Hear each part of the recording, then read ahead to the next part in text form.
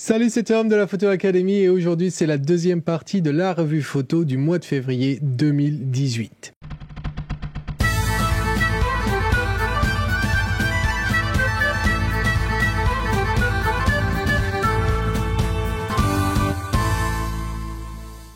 Alors, il y a 22 photos ce mois-ci et on a vu la moitié, on en a vu 11 dans la première partie. Si tu n'as pas vu la première partie, je t'invite à le faire. Le lien s'affiche dans le coin à droite comme d'habitude. Alors, on va voir les 11 dernières. Voici toutes les photos. Allez, on avait terminé avec Philippe et on va partir ici au bord de la mer. Alors, comme d'habitude, je vais lire la description que tu m'as donné de ta photo et ensuite je te dirai ce que j'en pense. Alors là en l'occurrence c'est une photo de ADD et ADD il nous dit bonjour Tom, appareil Sony 77 Mark II, objectif Sony 16-50 mm 2.8 50 SSM, je t'avouerai que j'ai pas compris ce que c'était. Ça va être le nom du 55. Non, je t'avoue que je suis perdu là dans les... En tout cas, c'est ISO 100, ouverture 6.3, vitesse 1/40 à 16 mm. Pour le cadrage, ce qui me chagrine en paysage, faut-il un avant-plan? C'est toujours cette question qui revient. Faut-il absolument avoir un avant-plan en photo? La réponse est non. Non, faut pas confondre avant-plan avec différents plans. Alors on part toujours de trois plans. Il y a l'avant-plan, le milieu et l'arrière-plan. Et donc du coup l'idée c'est d'avoir de la profondeur. Ce qui ne veut pas dire que dans l'avant-scène il y a forcément des éléments intéressants dedans. Voilà, donc n'allez pas me balancer un gros caillou en plein milieu sous prétexte qu'il faut quelque chose dans le devant. Donc n'allez pas jeter un gros caillou sur le deux. N'allez pas me photographier un gros caillou sur le devant sous prétexte qu'il faut mettre quelque chose dans l'avant-scène. Non, ça c'est complètement ridicule. Alors, ensuite, qu'est-ce que tu dis? Et j'ai voulu que le ciel plombe le phare. Quant au traitement, l'écran d'un iMac est-il bien adapté? Merci. L'écran des iMac, moi j'ai un iMac 5K, hein. L'écran des iMac, il est absolument magnifique, il est super. Le seul problème, c'est qu'il reflète la lumière. Voilà, donc... Mais en général, quand on édite les photos, on n'est pas dans l'obscurité, hein. Il faut quand même avoir une petite lampe sur le côté qui nous éclaire, de préférence peut-être derrière l'écran, voilà. Mais avoir une lueur comme ça, ça va nous aider. Mais sinon, c'est un très bel écran. L'inconvénient, c'est que comme c'est du 5K, eh bien, les images... Ça a son avantage, ça prend toute la taille de l'écran. L'inconvénient, c'est que quand on est sur le web, eh bien, nos images apparaissent toutes floues si le site n'est pas adapté, etc. Donc ça a des inconvénients quand même. Mais effectivement, personnellement, quand il sera temps de changer mon Mac, est-ce que je prendrai un iMac?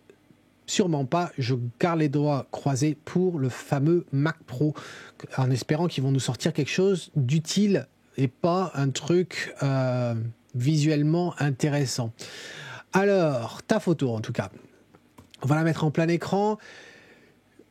Là, en l'occurrence, je trouve que c'est le bon exemple. Le bon exemple, à la limite, à ne pas faire parce que on a une avant-scène. Est-ce que l'avant-scène apporte quelque chose à la photo? Voilà. Est-ce que ça sert à ta photo?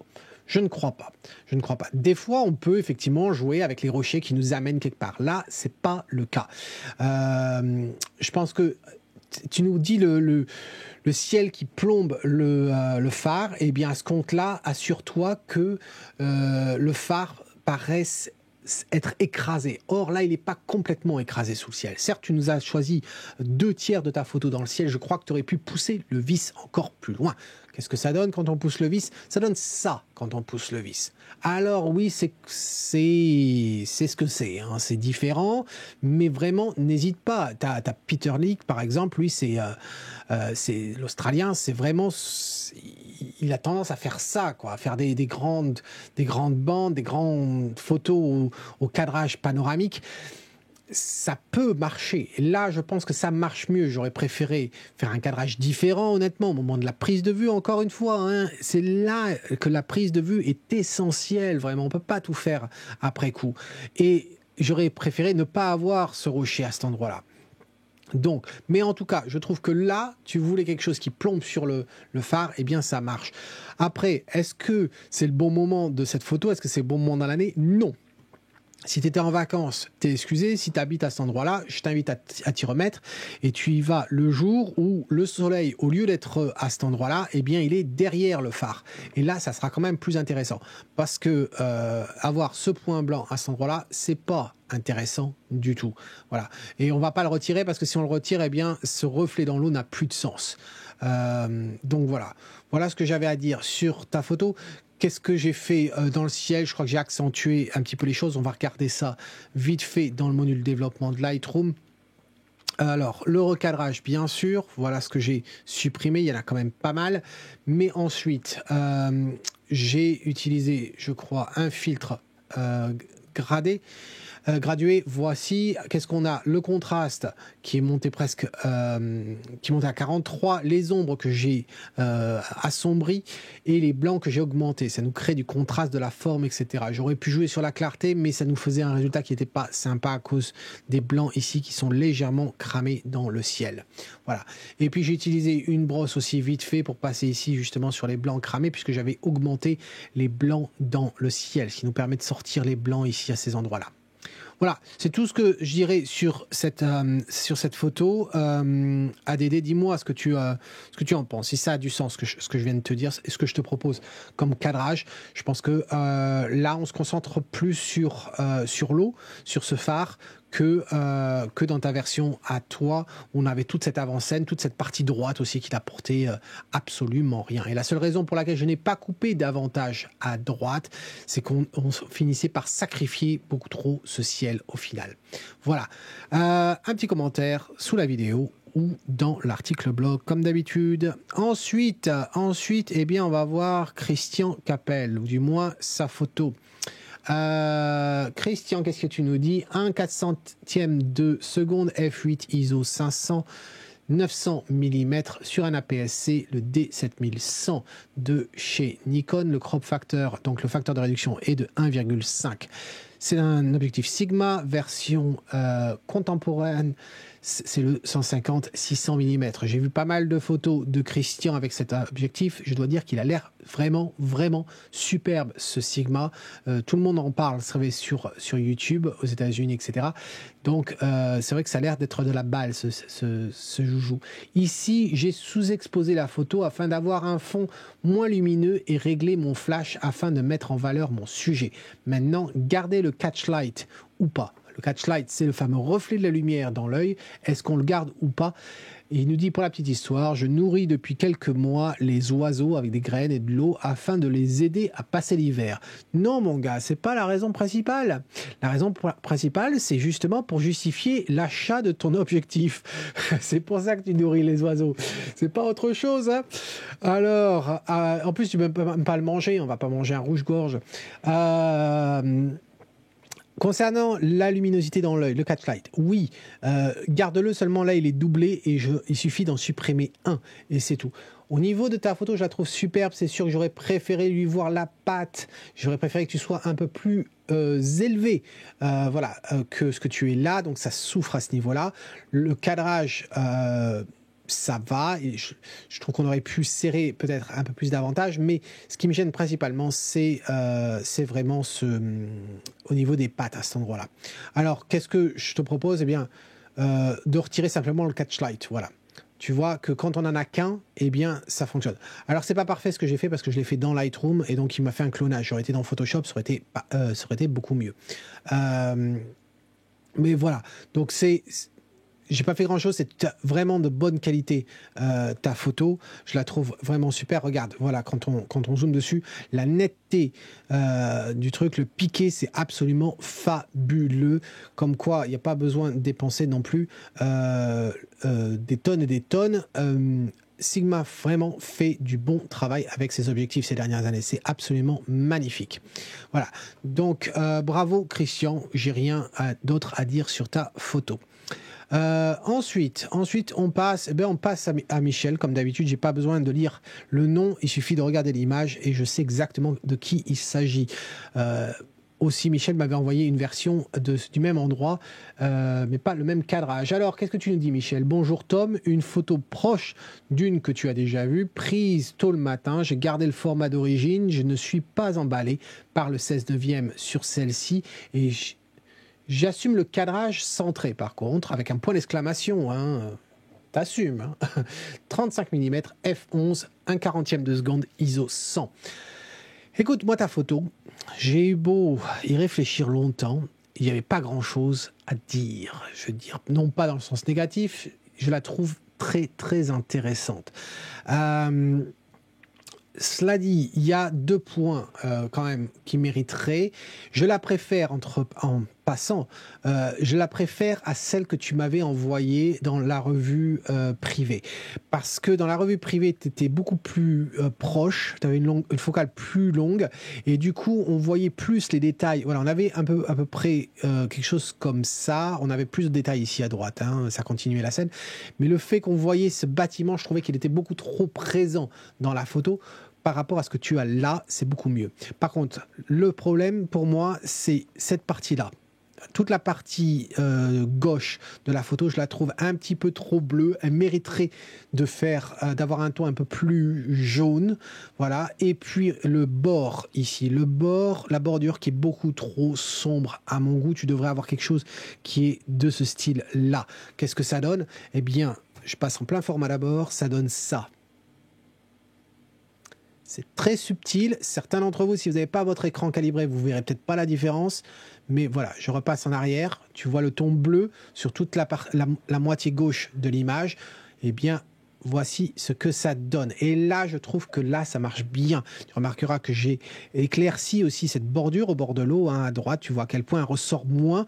Parce que si tu venais à imprimer ça, tu te retrouverais à avoir ce trait noir là, très, très, très visible. Voilà. Alors que la seule silhouette que l'on veut, c'est quand même cet arbre. Alors, comment j'ai obtenu ça? Eh bien, en fait, très, très facilement, en à peine 2 secondes. Alors, j'ai utilisé un filtre gradué, c'est tout. Ici, voilà, je l'ai balancé comme ça, j'ai pas été non plus très très précis, mais ça marche. Température, tu vois que j'ai augmenté vers le jaune et j'ai augmenté légèrement l'exposition. C'est tout, ça s'arrête là. Après, j'ai utilisé la brosse ici pour... À cet endroit-là, je trouvais que c'était un petit peu... Non, rien du tout d'ailleurs, à cet endroit-là, j'ai rien trouvé. Si, oups, j'avais loupé le -2. C'était pour le blanc cramé à cet endroit-là. Mais il y en a une autre. Elle est ici, la brosse. Tu vois le point rouge, voilà, c'était pour éclaircir. Donc, qu'est-ce que j'ai fait? Les ombres, je les ai mis à pratiquement un arrêt à 100%.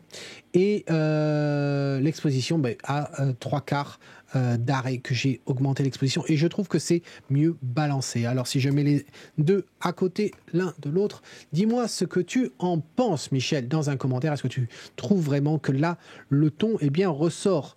Il y a une uniformité dans la photo. C'est très subtil, je le reconnais, mais je pense que ça vaut le coup. Ensuite,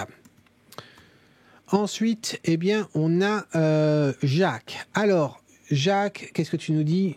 Bonjour Tom, voici mes premiers essais avec un filtre UV à 1/30 de seconde, f6.3, ISO 160, merci.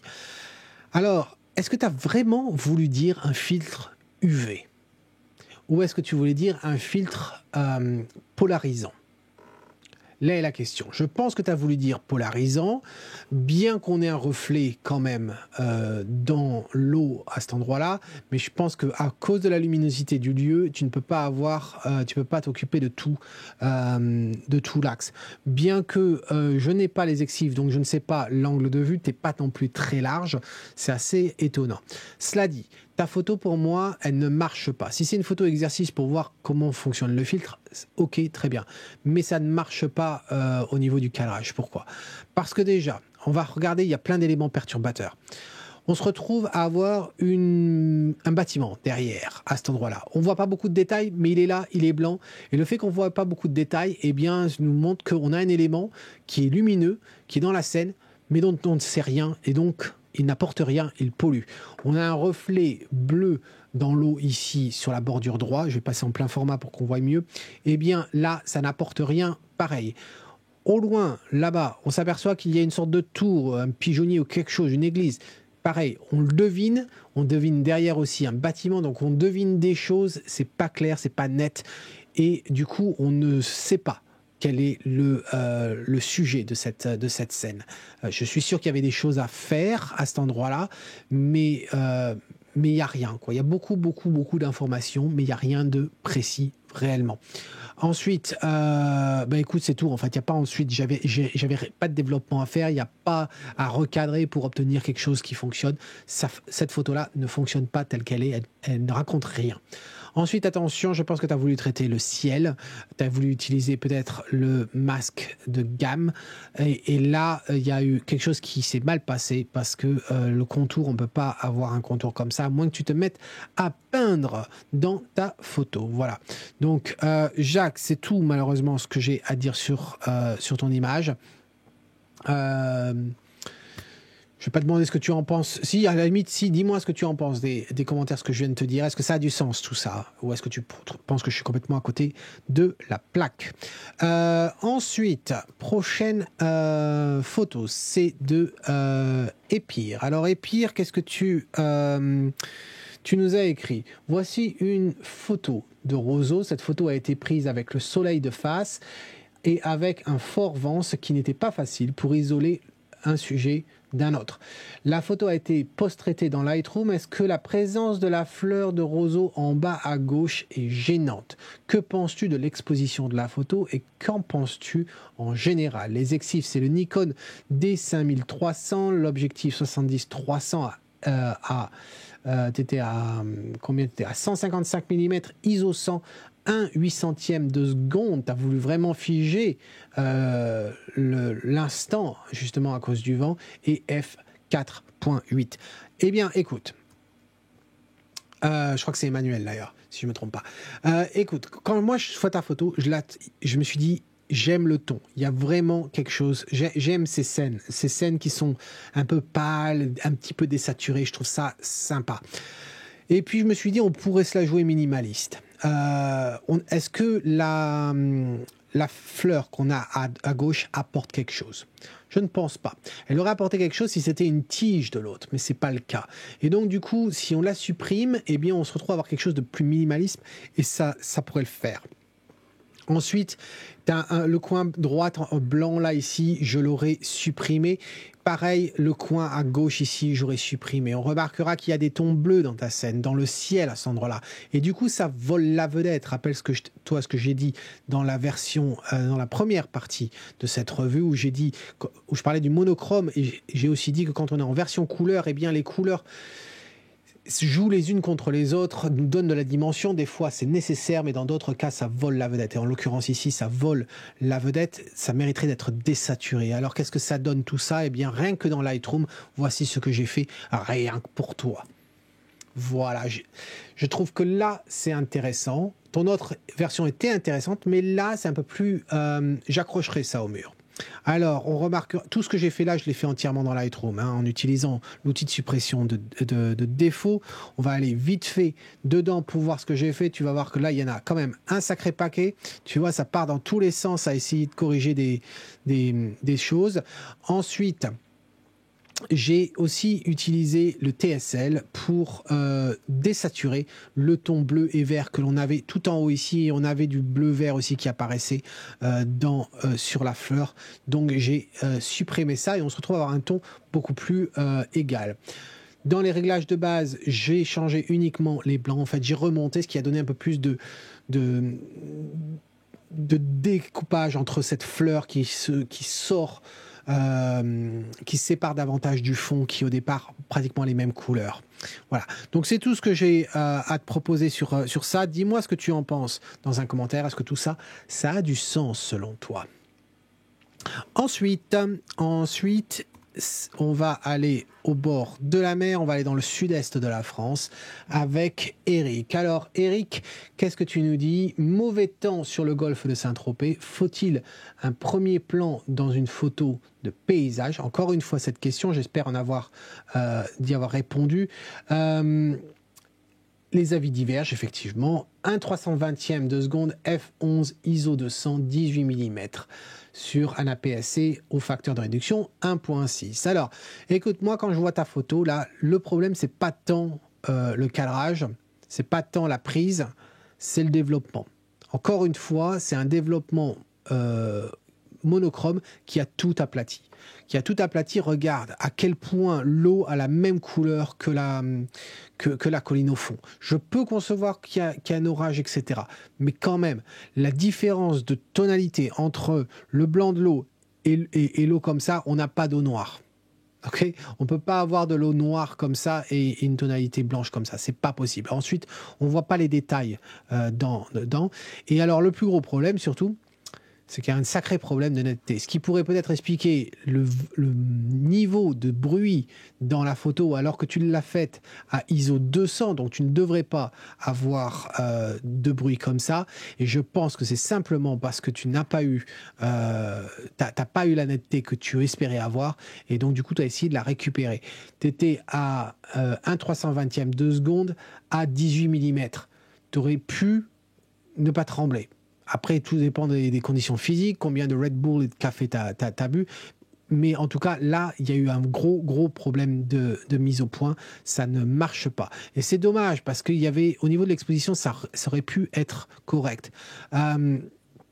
Donc, il n'y a pas vraiment grand-chose à faire à ce niveau-là. Je pense que ton développement ne t'a pas aidé.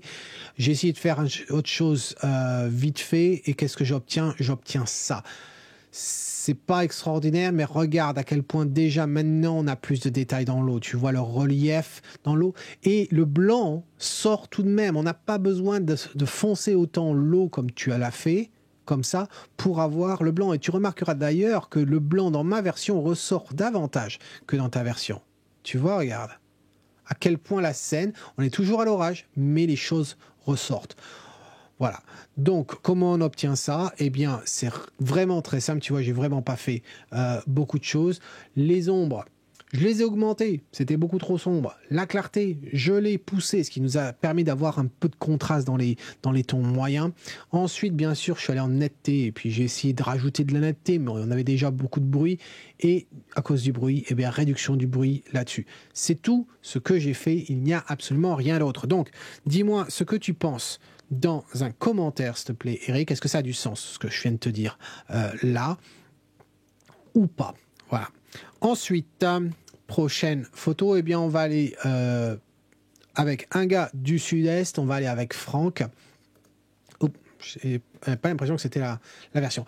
Alors, cette photo, je la connais puisque Franck fait partie de la classe Or et il y a à peu près une semaine, on a eu notre séance et puis on a parlé de cette photo. Donc, je vais pas passer 3 heures non plus dessus, mais j'aime vraiment beaucoup cette image. Je trouve que tu as bien réfléchi au moment de la prise, mais il y a certains problèmes.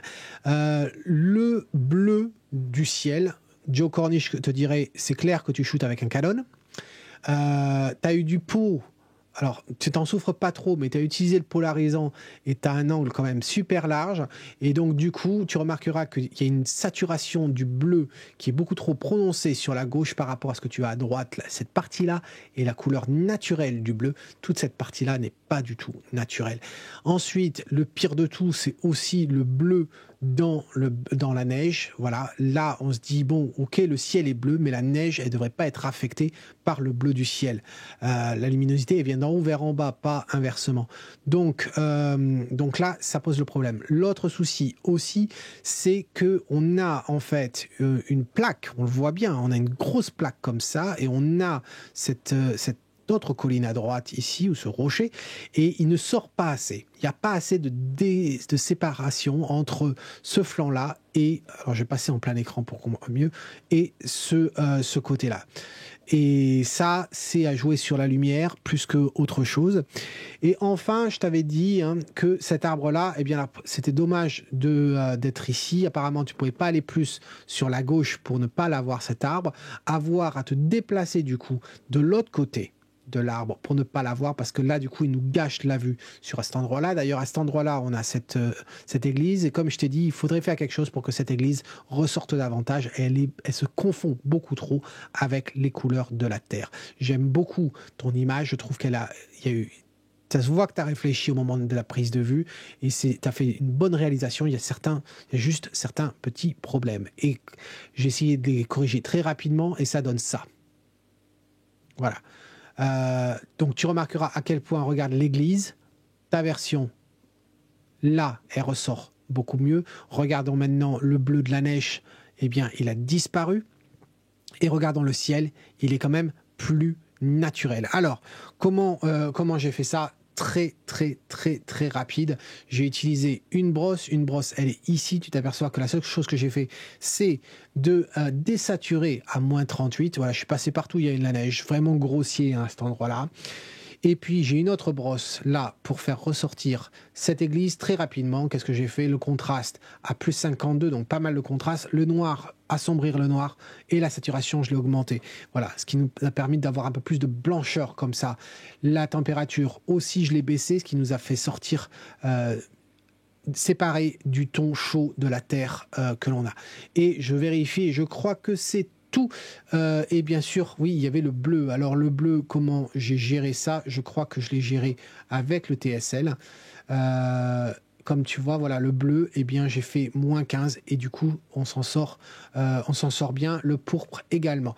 Je suis allé aussi dans les détails. J'ai augmenté la netteté pour pouvoir mieux la voir dans la vidéo. En tout cas, dis-moi ce que tu en penses, Franck, si tout ça, ça a du sens. Est-ce que tu as appliqué les modifications dont on a discuté ensemble l'autre soir ou pas encore? Si tu l'as pas fait, fais-le, merci. Et puis tu peux toujours me l'envoyer ou me le montrer le mois prochain. Ensuite,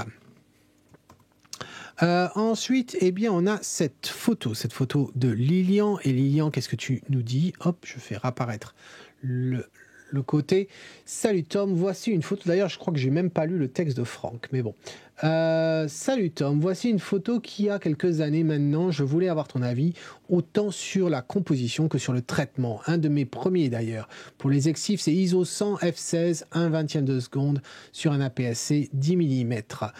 Alors, écoute, c'est justement cette photo. Et si je me rappelle bien, une des premières photos que tu m'avais envoyées pour la revue privée, je crois, c'était une photo de montagne avec des pierres, etc. Et ça me rappelle cette photo à ce moment-là. Encore cette question, faut-il avoir un avant-scène? Et quand je disais dans la première partie, oui, tu joues sur des différents niveaux pour avoir de la profondeur dans ta scène. Ça ne veut pas dire qu'il faut absolument que tu aies des informations fortes en avant-scène quand tu fais du paysage. Donc j'avais même dit, allez pas me balancer un caillou en pleine avant-scène sous prétexte qu'il faut avoir une avant-scène. Non, là en l'occurrence, on a ce gros rocher. On remarquera que ce rocher est plus gros que la ruine qui est derrière. Pour moi, ça n'a absolument aucun sens.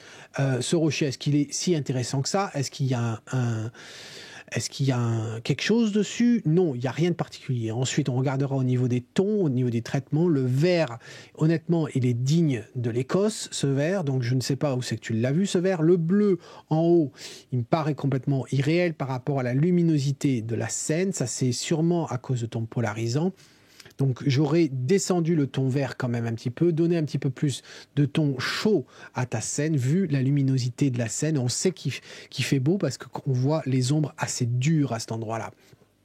Donc, qu'est-ce que je te propose? Je te propose ça. C'est complètement différent, ça paraît complètement désaturé, etc. Mais au moins, je pense que ça marche. Tu remarqueras une chose, c'est que j'ai supprimé le bleu du ciel. J'ai pas peint par-dessus, j'ai simplement changé le cadrage. Pourquoi? Parce qu'on a quoi comme ton? On a un ton gris, un ton vert, un ton blanc, un ton bleu. Voilà, ça nous donne beaucoup de différents tons, ça nous force à regarder dans le ciel bleu. Or, on n'a rien à y faire, il n'y a absolument rien d'intéressant et en plus, le bleu est bizarre. Donc, si on le supprime, et bien là, on se concentre sur ton caillou et sur la grange. Voilà. Donc, qu'est-ce que ça donne au développement? Bon, pas grand-chose non plus. Hein. Bon, la netteté, j'ai pas joué vraiment dessus, pas grand-chose. Les réglages de base. Donc, la température, eh bien, bizarrement, je suis allé dans le froid à -2, mais tu remarqueras que j'ai fait du +12, donc j'ai réduit le ton vert.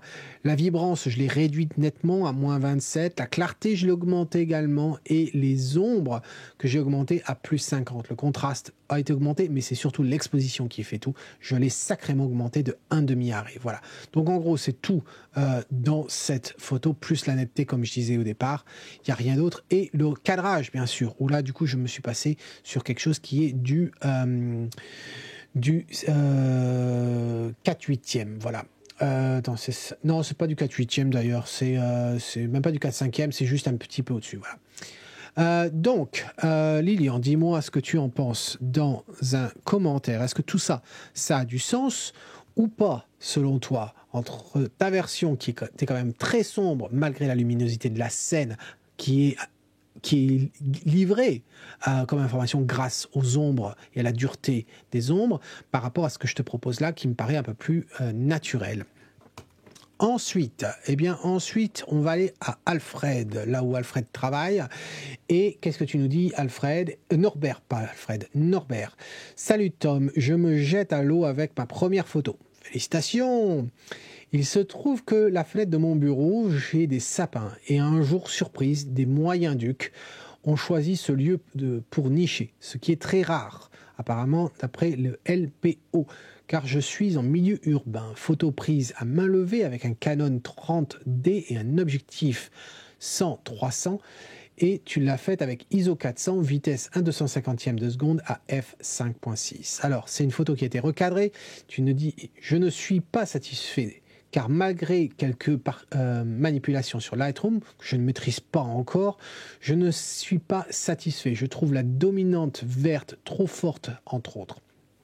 Comment aurais-je pu améliorer cette photo, tant au niveau de la prise de vue qu'au niveau du post-traitement? Avec mes remerciements, Norbert. Eh bien, écoute, Norbert, il n'y a pas 36 solutions, je t'avouerai, sur cette photo. D'une, elle est sous-exposée. Voilà, déjà, elle est sous-exposée. Ensuite, eh bien, on s'apercevra que tu l'as prise par rapport au moyen-duc, là. Et malheureusement, le moyen-duc, eh bien, il est derrière ces épines, là. Donc, on ne le voit pas très, très bien, il ne ressort pas. On a des éléments à droite, là, qui n'apportent rien. Regarde, les pins, là, qui ressortent jaune, ça n'apporte rien et ça attrape la luminosité. Tu remarques aussi qu'au niveau du cadrage, encore une fois, à gauche, là, on a plein de détails dans ces aiguilles. Mais on n'a pas les détails sur l'animal parce qu'il est caché. Alors, heureusement que c'est des aiguilles parce qu'on y voit un petit peu à travers, mais je pense que c'est un tout, en fait, qui gêne. Voilà. On aurait aimé ne pas avoir quelques-unes des aiguilles qui sont là. Est-ce que tu aurais pu te déplacer légèrement sur la gauche, sur une autre fenêtre, peut-être du bâtiment, pour pouvoir le faire? Je ne sais pas. En tout cas, il n'y a pas grand-chose que je peux te faire à ce niveau-là, que je peux te proposer. Voici ce que j'ai fait. On va peut-être pas voir beaucoup la différence, mais si on les met côte à côte, tu vas peut-être voir la différence. Voilà.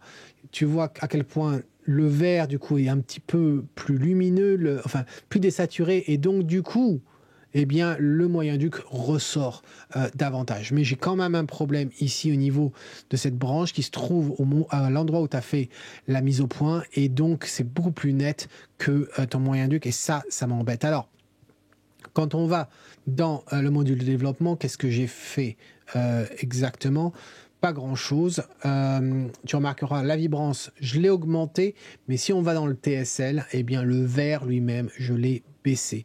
J'ai pas changé autre chose. Dans les réglages de base, j'ai augmenté l'exposition aussi pratiquement d'un demi-arrêt. Voilà, c'est tout ce que j'ai fait sur ta copie Norbert, mais j'ai vraiment pas grand-chose que je puisse faire là, malheureusement. Donc, dis-moi si tout ça, ça a du sens. Et ne sois pas découragé pour autant. Ensuite, prochaine photo. Et là, on va aller dans le bassin d'Arcachon avec Nelly. Et alors, Nelly, qu'est-ce que tu nous dis? Le WARF bassin d'Arcachon, ma première participation à leur revue mensuelle. Photo prise avec un Nikon, le D7200, objectif 16 mm, 80 ISO, 16-80, pardon, ISO 100, 35 mm, c'est à focale, à f9, 1/400e de seconde. Et tu nous dis, j'ai aimé les reflets des pieds du pont dans l'eau, qu'en penses-tu, Tom? Eh bien oui, effectivement, ces reflets sont intéressants. Tu m'avais envoyé une photo d'ailleurs de ce ponton sous un angle différent. Là maintenant, je comprends un peu mieux de quoi il s'agit, j'avais pas trop compris la première fois. Donc, je trouve que c'est intéressant. Cela dit, je pense qu'on peut améliorer les choses de deux manières, principalement. La première, ça va être de changer le cadrage. Pourquoi? Parce que il y a cette partie-là ici qui n'apporte rien. Et donc, en coupant, eh bien, je pense qu'on a un meilleur résultat. Et puis après, il y a ce ton assez sombre, là. C'est une photo prise un jour très ensoleillé. On le voit, hein, il y a des ombres, mais il y a un contraste énorme. C'est quand même très, très sombre. Et quand on a une photo comme ça, eh bien, c'est une parfaite participante à une photo monochrome. Voilà. Et qu'est-ce que ça donne? Eh bien, ça donne ça. Et là, là, ça pète. En plus, Nelly, ça marche parce que regarde, quand tu regardes le reflet des poteaux, et je vais le mettre en grand écran, ça mérite d'être en grand écran. Regarde, là, on les voit pas de couleur. On les voit, ils sont pratiquement monochromes. Et c'est pour ça que là, eh bien, l'effet, il y est, mais pas aussi bien. Alors que quand on est en monochrome total, là, ça se marie mieux. Le reflet et les poteaux, je trouve qu'ils ont le même ton, et là, ça se marie bien. Et tu remarqueras maintenant que ce recadrage, en plus, nous aide davantage sur cet effet de longueur qui part de la droite vers la gauche, avec ce sort de 16 neuvième là, par rapport à ce que toi, tu avais. Toi, tu avais un 16 neuvième réel. Moi, j'ai descendu ça, et je pense que là, ça fonctionne quand même pas mal. Alors, qu'est-ce que j'ai fait? Pas grand-chose, comme je viens de le dire, hein. En fin de compte, recadrage, on le regarde. Tu vois, j'ai simplement monté. Alors, certes, ça devient pas un standard, mais bon, je pense que ça vaut quand même le coup. La clarté. Alors, en noir et blanc, ça peut toujours aider, mais je ne l'ai pas utilisé. Le noir, par contre, j'ai augmenté le noir. Enfin, j'ai augmenter la luminosité sur le noir pour révéler plus de détails. Le contraste, je l'ai augmenté d'ailleurs également. Et bien sûr, je suis passé en monochrome. Et c'est tout. J'ai rien fait d'autre. Ce qui veut dire qu'en fait, ta photo, eh bien, elle est vraiment très, très bien analysée. Et j'ai hâte de t'avoir au stage photo un peu plus tard cette année. Alors, dis-moi dans un commentaire si tout ça, ça a du sens. Est-ce que tu aimes ce que je te propose ici en noir et blanc? Est-ce que tu penses que ça correspond bien à la scène que tu as? Ensuite, donc dis-moi tout ça dans un petit commentaire, s'il te plaît. Et ensuite, la dernière photo de cette revue du mois de février, eh bien, c'est une photo de Sébastien, voilà. Et alors, qu'est-ce que tu nous dis, Sébastien? Bonjour Tom, aujourd'hui je te demande ton avis sur une photo de studio de ma nièce.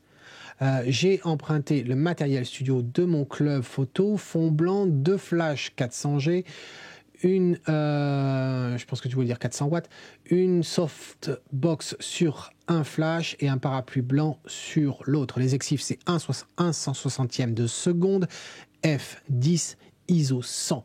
Le Canon 24-70 2.8 à 70 mm sur un 5D Mark III. Eh bien, Seb, c'est pas mal. C'est pas mal, mais il y a des choses à améliorer. Et c'est pas des choses que l'on améliore en post-traitement. Alors, je dois dire qu'au niveau traitement, post-traitement, j'ai pas de souci à ce niveau-là. Elle a la chance d'avoir une belle peau, ou bien tu as fait du très très bon travail. Mais je pense qu'elle a une belle peau.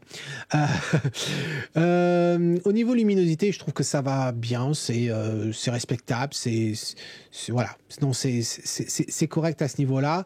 Le choix que tu as fait d'utiliser la softbox, intéressant, bien placé, joli le petit reflet à cet endroit-là à 10h du matin, ça c'est vraiment pas mal. Mais par contre, après, il y a des choses qui me gênent. Et là, on rentre dans les détails de la pose elle-même. La première chose, c'est les doigts. J'ai vraiment une chose que je déteste, c'est quand les doigts sont pliés de cette façon-là. Ou bien quand les gens, quand les gars ont cette position et ils mettent leur pouce dans leur poche de devant.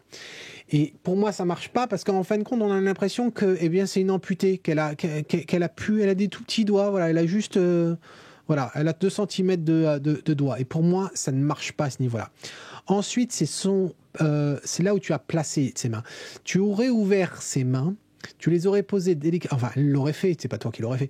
Elle aurait posé ses mains délicatement de part et d'autre de son visage. Tu gardais une certaine hauteur du visage. Là, tu nous couvres le menton, donc du coup, tu nous l'aplatis son visage. Et tu nous as déjà choisi une lumière ouverte. Alors, par lumière ouverte, j'entends que la plus grande partie du visage est illuminée. Et donc, du coup, ça va tendance à rendre le visage plus large. C'est pas flatteur du tout, généralement, pour les femmes qui sont pas très, très minces. Elle est de bonne corpulence, hein, c'est pas ce que je dis là. Mais bon, généralement, on a tendance à vouloir affiner les femmes. Et là, donc, cet éclairage a tendance à pas, justement, affiner. Ça va très bien pour les femmes qui sont très squelettiques, qui ont vraiment un visage extrêmement extrêmement fins, ça permet d'avoir un peu plus de chair, en fin de compte, un peu plus de volume. Donc, toi, tu nous as choisi quelque chose qui nous élargit les choses latéralement et après, tu nous mets les mains sur le menton, ce qui fait que tu nous écrases, en fait, sa figure. Donc là, attention à ça.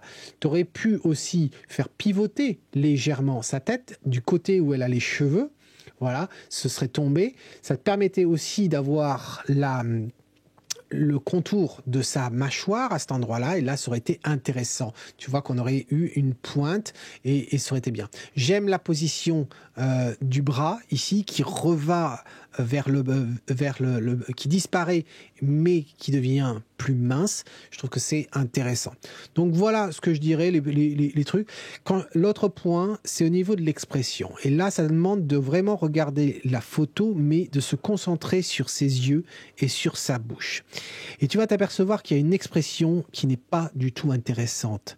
Cette expression, elle est pas confortable, ta nièce, là. Elle n'est pas confortable. Elle a des yeux très, très ouverts. Des yeux très, très ouverts, généralement, c'est soit quand on est en colère, quand on a peur, quand on est anxieux. Et là, il y a ça, des lèvres qui sont fermées, qui ont même pas une once de gentillesse. Et gentillesse, j'entends ça dans le sens sourire à peine révélé. Il n'y a pas. Il n'y a pas. Donc, l'expression du visage en dessous du nez, il n'y a rien. Je veux dire, si tu caches... D'ailleurs, tout le monde qui regarde cette vidéo, mettez votre main devant ses yeux et couvrez son nez ou ses yeux. Et vous regardez uniquement la bouche. Et vous allez vous apercevoir que ça, si vous devinez l'expression qu'elle peut avoir, eh bien, elle s'ennuie. Sa bouche s'ennuie. On regarde, tu déplaces ta main maintenant et tu recouvres le nez et tu couvres la bouche. Et là, tu regardes uniquement les yeux et tu t'aperçois que tu as dû dire une connerie parce que tu l'as réveillée. Elle regarde, elle se dit, mais qu'est-ce qui se passe? Voilà, tel un lapin dans les feux de tes phares. Voilà. Donc, tu vois, il y a des éléments comme ça qui incitent pas la douceur dans ton image. Voilà. Il y a un certain sérieux dans cette photo. Ça pourrait être en quelque sorte, c'est assez autoritaire, hein, je dirais. Ça pourrait passer pour un manager. Voilà. En plus, les mains pliées comme ça fait un petit peu point. Voilà. Donc, c'est pas flatteur. Et aussi, pense que les mains, ce n'est pas intéressant d'avoir toute la largeur de la main. Cette main est intéressante. Là, les doigts sont à différents niveaux. Les doigts sont également à différents niveaux, mais regarde la largeur ici. Donc, en plus, ne pas avoir toute la longueur des doigts, ça nous fait une main comme une main d'handicapé, très large, et c'est pas la joie. Donc, voilà ce que je dirais, Sébastien. J'ai absolument rien que je puisse faire en développement, si ce n'est peut-être retirer ce reflet sur le nez et peut-être dans le coin de l'œil à cet endroit-là, au niveau du cil aussi, mais là après c'est rentrer dans les détails. Au niveau de netteté, c'est pas du plus net non plus, hein. C'est pas du plus net, alors que tu as utilisé un 24-70, donc tu avais de quoi faire quelque chose de très net. Si tu es en studio, tu aurais pu utiliser un trépied, mais là, je pense que c'est plus un problème de mise au point. Regarde les cheveux, là, ça a l'air d'être bien détaillé. Je trouve que là, on n'en a pas assez. Est-ce qu'on pourrait récupérer ça en développement? Pourquoi pas? Je ne l'ai pas fait. Mais si je vais zoomer ici, voilà, je donne ici, voilà. Je ne vais pas aller plus loin. Et maintenant, je vais, voilà, pour pas influencer sa peau, et juste les cils. Voici. Et là, tu le vois, hein, d'ailleurs. Regarde, si c'était très net, eh bien, on aurait les cils seraient très fins. Or, c'est pas le cas à cet endroit-là. Les détails, on a déjà beaucoup de détails à cet endroit-là, hein. C'est quand même déjà beaucoup. Donc, voilà. Donc, c'est mieux en faisant ça que ce que c'était. Tu le vois ici, hein, d'ailleurs, ça devient double là, et là, ça ressort un peu mieux. Mais voilà, tout ça, ce que j'aurais à te dire pour ta photo. Et on arrive donc, eh bien, à la fin, c'est tout. Voilà, on a vu toutes les photos. Alors j'espère que tu as trouvé ça intéressant. C'est à peu près un peu plus courte cette version que la première partie. J'espère que ça vous va comme format un peu plus rapide. Voilà, même si ça dure, si on a gagné que un quart d'heure dans tout ça. Mais dites-moi dans un commentaire si vous appréciez toujours autant cet exercice. Voilà, et j'ai hâte de voir ce que vous allez me proposer pour le mois de mars. N'oubliez surtout pas le nommage de vos photos correctement. LPA, revue, votre pseudo. Ne me mettez pas l'arrobas, il n'y a pas besoin de l'arrobas. Votre pseudo ne contient pas l'arrobas, donc vous mettez juste votre pseudo, .jpeg. Et ça, c'est pas dans la description qu'il faut le mettre, c'est le nom de votre photo. Et n'oubliez surtout pas de lier votre photo à l'album du mois de mars qui est déjà créé. Voilà, en attendant la prochaine fois, c'est Tom qui vous dit à tous et à toutes, si vous aimez ce que vous voyez, capturez-le. Et si vous avez des doutes ou des questions, postez-le dans la revue mensuelle. Cheers!